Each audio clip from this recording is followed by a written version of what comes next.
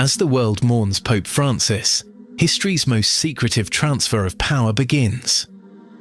White smoke, the path to a new pope, guides you through this momentous transition. We explain exactly what happens next, leading to the dramatic conclave vote. Learn how each ritual unfolds, what each tradition means, and why these ancient ceremonies still matter today. Follow along as the throne of St. Peter stands empty and a new chapter in church history begins. White Smoke, available wherever you get your podcasts.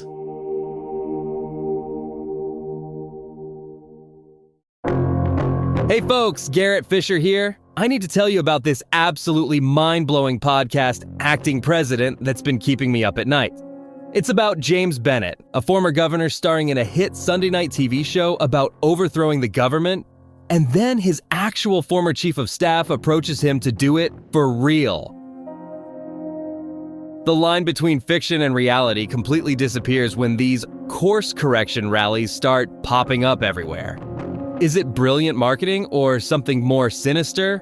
The parallels are insane. Trust me, this is the political thriller you didn't know you needed in your life.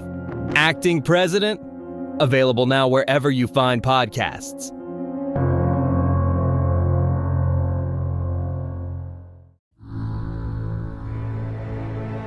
Caloroga Shark Media.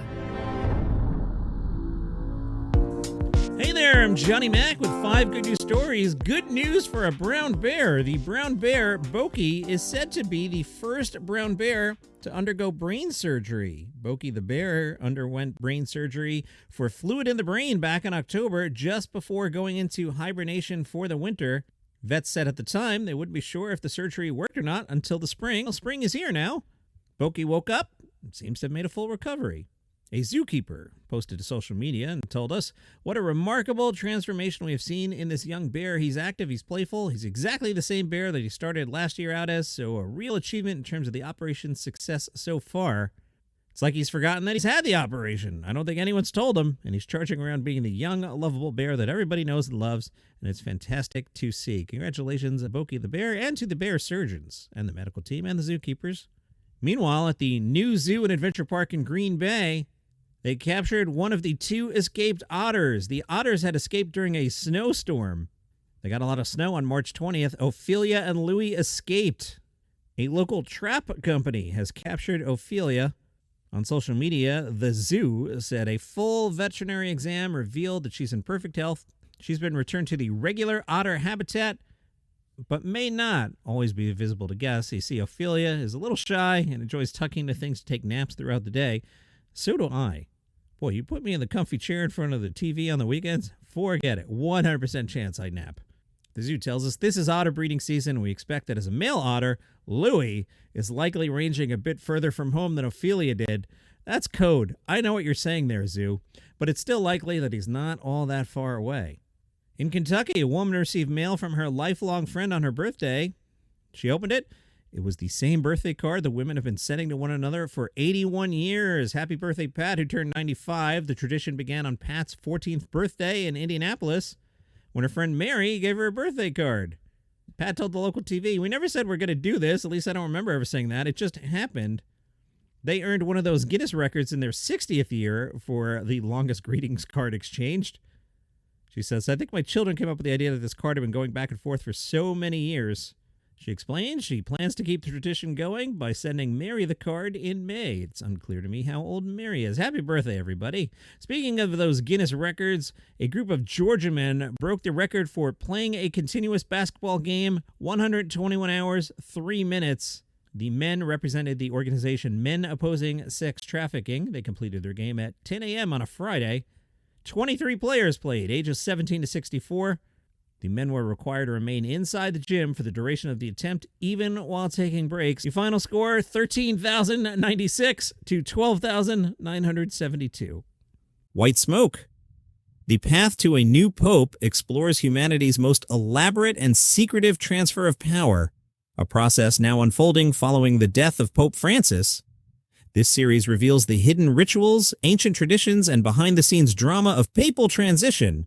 As the Catholic world enters this solemn period of mourning and anticipation, join us in witnessing how the Church has perfected this sacred process over 2,000 years and what happens in these crucial days when the throne of St. Peter stands empty.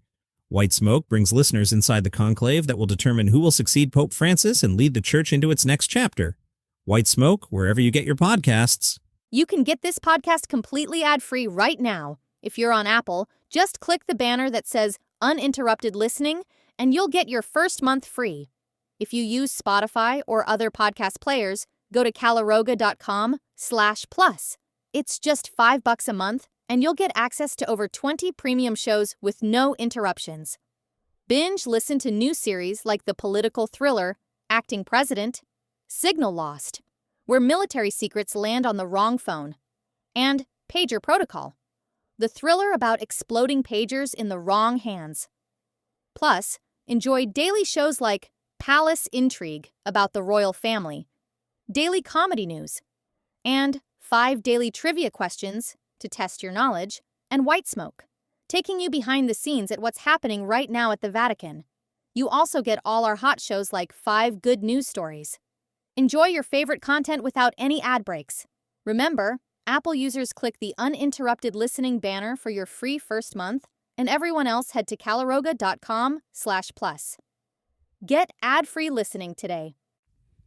On this program, I tend to do a fair amount of lost pet returns home stories. I could probably, if I were like extra lazy about this show, I could fill 2 of the 5 spots with lost pet returns and Guinness World Records something. I do try to mix it up. But this one will be very tough to top in terms of longevity unless somebody's got a pet elephant or turtle or something. A man and his Bengal cat were reunited after 16 years. Sunshine the Bengal cat disappeared from Carl's garden in 2009. Sunshine was 3 years old then. Carl assumed the cat was stolen because the breed can be sold for many hundreds of dollars in England. The cat was never recovered. He explained, I always figured she'd be stolen. I put up posters, people to find her. She was microchipped. It's a good thing I never changed my phone number in all these years. He got a call from a vet saying the cat had been handed in as a stray and was asked if he owned a cat named Sunshine. Sunshine the cat is now 19.